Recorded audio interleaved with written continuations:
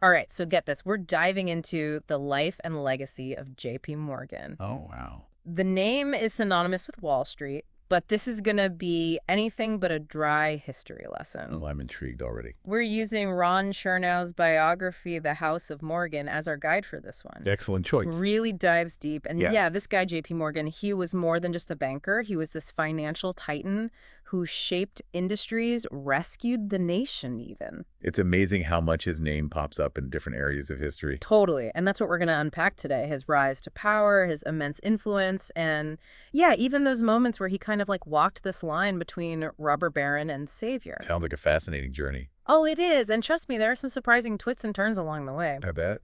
Okay, so let's start with his early life. You know, you think J.P. Morgan, you think born with a silver spoon. Yeah. That's the image that comes to mind. But his childhood was anything but idyllic. Oh, really? Yeah, he was actually a pretty sickly kid. Huh. Imagine this scarlet fever, migraines, even seizures. Wow, that's rough. It's wild, right? And at one point, he was so frail that they shipped him off to the Azores alone as a kid to recover from rheumatic fever. Shipped off alone. Yeah, basically his companions were financial statements, not other kids. That's a pretty stark contrast to the image we have of him as this powerful figure. Right. And you can't help but wonder how those early experiences shaped him, his need for control, his drive. Makes you think. Absolutely. And then to add another layer of complexity, there's this whole episode during the Civil War. Okay, what happened? It's the story of the Hall carbine rifles. It's, well, it's a bit controversial. Lay it on me. So picture this. The Civil War is raging. The government needs weapons. And Morgan sees an opportunity. Oh. He buys these rifles that the government had deemed too old for use, makes some minor adjustments. Minor adjustments. Yeah, just enough. And then he sells them back to the government at a huge markup. No way. Yes way. Some sources say he made over 600% profit. That's insane. It is, right. So yeah, shrewd businessman for sure, but some might call it war profiteering. It's definitely a morally ambiguous situation. Totally. And it kind of sets the stage for how he would operate later on, pushing boundaries, operating in those gray areas. I see. And speaking of gray areas, let's talk about railroads, because that's where Morgan really starts to make his mark. And this is where the term Morganization comes in. Morganization. I've never heard of that. Yeah, it's basically his approach to business, his way of dealing with chaos and competition. Okay, so what does that mean exactly? So imagine the railroad industry. Back then, it was a mess. Tons of companies, cutthroat competition, prices fluctuating all over the place. Sounds chaotic. It was, and Morgan's solution was consolidation. He started merging failing railroads, streamlining operations, building these powerful conglomerates. He saw opportunity where everyone else saw chaos. Exactly. And it wasn't just about owning shares. He wanted control, reshuffling leadership, making sure these companies operated according to his vision. It's a strategy that's still relevant today, right? Yeah. Companies are always merging and acquiring to gain market share. Absolutely. He understood the power of scale, how bigger businesses could dominate the market. And we see examples of this in his purchase of a huge chunk of the New York Central Railroad and his financing of the Northern Pacific. These were massive undertakings that reshaped the American landscape. No doubt. And all that power wasn't going to go unchecked forever, right? Enter Theodore Roosevelt. Oh boy, here comes the clash of the titans. Right. Roosevelt, the trustbuster, was all about reining in corporate power. And Morgan, well, he was the embodiment of unfettered capitalism. A recipe for conflict. Totally. And their showdown over the Northern Securities Corporation is legendary. Remind me what that was about. So Morgan created this massive holding company by merging 3 major railroads, basically monopolizing the Northwest. Bold move. Right. It was a direct challenge to Roosevelt's Sherman Antitrust Act, which was designed to prevent these kinds of monopolies. So it was a battle of ideologies as much as it was a battle over business. Absolutely. And there's this famous quote, Roosevelt decided to go to Africa after his presidency. Morgan supposedly said, "Good. I hope the first lion that meets him does his duty." Wow, that's pretty telling. It really highlights the tension between them, right? This clash between Morgan's pursuit of profit and Roosevelt's vision for a more equitable society. So it wasn't all smooth sailing for Morgan, even with all his wealth and influence. Not at all. And it's interesting because while he was consolidating railroads and battling with presidents, he was also investing in some of the technologies that define our lives today. Really? Like what? Well, he saw the potential of electricity to revolutionize everything. He was an early investor in Edison Electric, Wow, so he helped bring light to the masses. literally, and he helped merge Edison Electric with other companies to create General Electric. Talk about a legacy. And his vision went beyond just lighting. He also recognized the power of communication technology, investing in the early days of AT&T. So from electricity to telephones, this guy was shaping the future. He was, and it's incredible to think how those early investments helped lay the groundwork for the world we live in today. It makes you wonder what he would be investing in if he were alive today. Right. Artificial intelligence, biotech, who knows? But it speaks to his ability to spot the next big thing. A tree visionary. But then there's another side to Morgan, the one who saved the nation not once, but twice. Oh, yeah, let's talk about that. That's a wild story. So picture this, the panic of 1893. The U.S. government is on the brink of defaulting on its loans. Banks are failing. People are panicking. A full-blown financial meltdown. Exactly. And who do they turn to? J.P. Morgan. The guy who was being targeted for his monopolistic practices. The one and only. It's a crazy twist, right? And what did he do? He assembles this group of bankers, and they come up with this daring plan to buy $65 million in gold bonds to replenish the U.S. gold reserves. $65 million. That's a lot of money, even by today's standards. Oh, yeah, and they say he had just 22 minutes to buy those bonds? Talk about pressure. I know, right? So he injects much-needed liquidity into the system, and along with a $25 million contribution from the Treasury, helps calm the markets and avert a complete disaster. Wow. So he was a hero. Well, it's complicated, right? He undoubtedly profited from the situation, but he also stabilized the nation and prevented widespread suffering. It's that morally gray area again. It's hard to judge someone who operates in that space between self-interest and national interest. Exactly. And as if one financial panic wasn't enough, just a few years later, the Panic of 1907 hits. Another one. Yep. This time it's a bank run. People are lining up to withdraw their savings, fearing their money is gone. So what does Morgan do?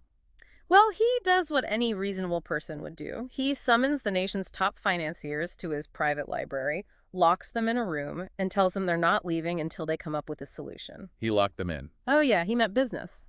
His plan was to inject capital into struggling banks to prevent a domino effect of failures. That's some serious leadership.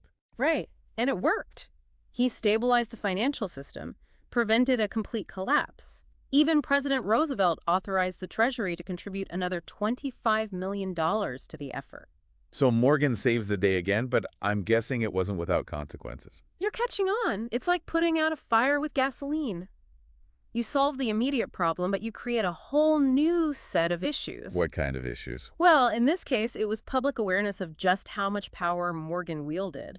It raised concerns about whether so much financial control in the hands of one person was healthy for a democracy. That makes sense. And this is where the Peugeot committee comes in, right? You got it, that congressional committee that investigated the so-called money trust. So Morgan the savior becomes Morgan the target of scrutiny. Exactly, and it's a major turning point in public perception. People are starting to question the very foundations of the American economy and how much power one individual or a small group of financiers should have. It's like the seeds of future regulation are being sown. You could say that, and that's where we'll pick up next time. Okay, I'm hooked. Let's dive back in. Okay, so we left off talking about the Peugeot committee and all that scrutiny surrounding Morgan and his power. Yeah, it was a pretty intense time, right?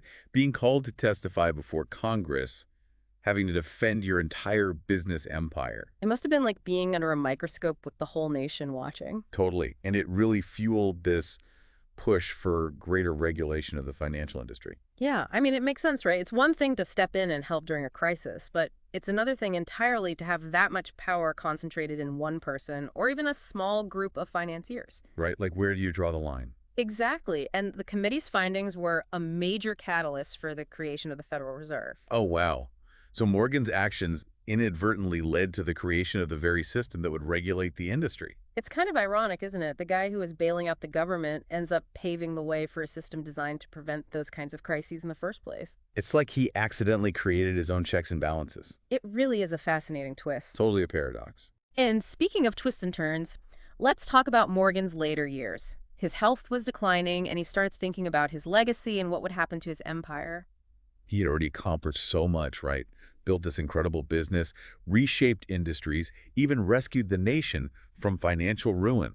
But what happens to it all after he's gone? Right, that's the big question. And that's when his son, J.P. Morgan Jr., often called Jack, comes into the picture. Ah, yes, Jack, the heir apparent.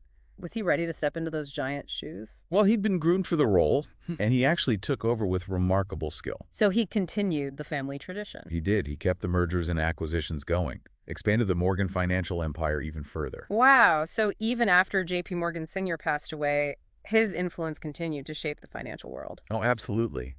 And through Jack's leadership and a series of strategic mergers over the decades, J.P. Morgan and Co. eventually evolved into the global powerhouse we know today as J.P. Morgan Chase. That's mind-boggling when you think about the influence one family has had on the world of finance. It really is. And it all started with that sickly kid who grew up to be one of the most powerful figures in American history. Okay, so before we get too lost in the vastness of the Morgan Empire, let's go back to J.P. Morgan Sr. for a moment. We've talked about his impact on railroads to steal government, but his portfolio wasn't limited to just those traditional sectors. That's right. He also had this keen interest in emerging technologies. It's almost like he had a sixth sense for spotting the next big thing. He did, and while he was busy consolidating railroads and bailing out the government, he was also investing in the future. So what exactly was he involved in? Well, we already mentioned his support for Thomas Edison and the creation of General Electric, but his vision went beyond just lighting. He was also instrumental in the development of AT&T. Wow, so he helped bring us light and communication. It's not an exaggeration to say that he played a role in shaping those revolutions. Yeah. Think about how our lives revolve around phones and the internet today. It's incredible to think about, and it speaks to his understanding of more than just finance. He understood the forces that drive progress and innovation. He did. He saw how technology could change the world, and he wanted to be a part of it. Okay, so we've talked a lot about his accomplishments, but even with all his success, Morgan wasn't immune to personal struggles. That's true. Despite his wealth and power, he faced some pretty significant challenges. Yeah, I mean, we talked about his difficult childhood, but he also struggled later in life. He did. He had multiple nervous breakdowns throughout his life, most likely brought on by the immense pressure of his responsibilities and the constant scrutiny that came with his level of power. It's a reminder that even those who seem to have it all often struggle behind closed doors. Right. It humanizes him a bit. It does, and when we look back at his life, it's clear that he was a complex individual, a man of contradictions capable of great ambition and ruthless business tactics, but also acts of service and surprising generosity. Yeah, it's not a simple story. Definitely not black and white. He was a product of his time operating within a system that was still being defined. And his story continues to spark debate. It does, and it challenges our assumptions about the role of finance, the relationship between government and big business, even the nature of power itself. So where do we go from here? Well, as we wrap up our deep dive into J.P. Morgan, I have one final question for you and for our listeners. So we've covered a lot of ground here. His childhood, his rise to power, his battles, his triumphs, even his struggles. Yeah, he was a pretty complex figure. He was. So how do we view him today, knowing all that we know? Well, that's the million-dollar question, isn't it? It is. Was he a captain of industry, a visionary who helped build a modern economy? Or was he a robber baron, a symbol of unchecked corporate power that ultimately threatened democracy itself? It's funny, we often try to categorize people as heroes or villains, but Morgan kind of defies those simple labels. He does. It's like he embodies both the promise and the peril of American capitalism, all wrapped up in one incredibly complex person. That's a great way to put it.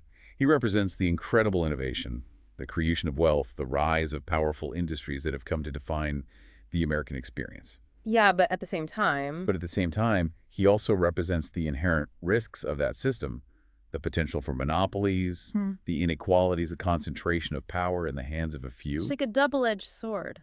It is, and he was operating in a time when the rules were still being written. It's like he was both shaping the game and playing it at the same time. So how do we reconcile those two sides of him? Well, that's what makes his story so relevant even today, right? We're still grappling with many of the same questions that Morgan's life and career raise. Like what? Like, how do we balance the need for innovation and economic growth with the need for fairness and regulation?